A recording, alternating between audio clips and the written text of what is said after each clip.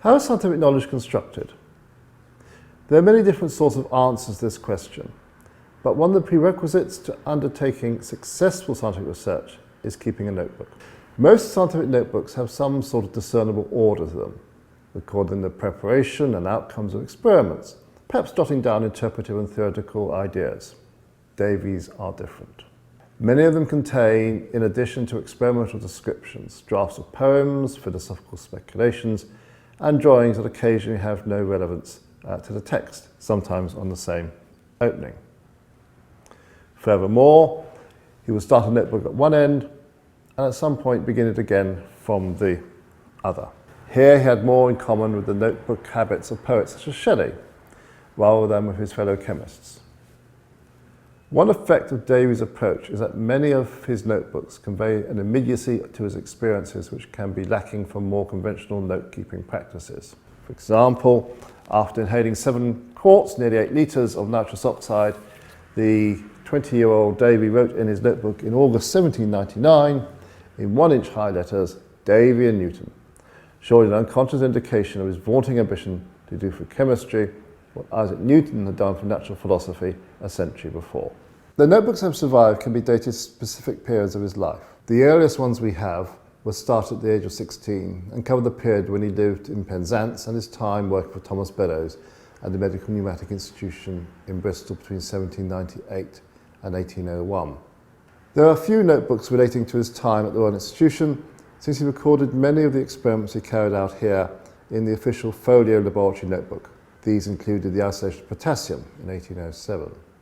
As these were official notebooks, not even Davy wrote poems in them, though he did tend to treat them as if they were his own property. They had to be recovered from his executors after his death.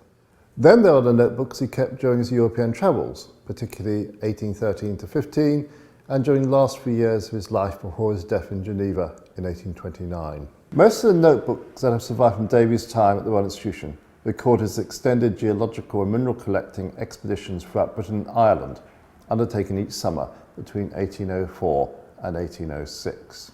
Davy was particularly interested in how rocks were formed chemically.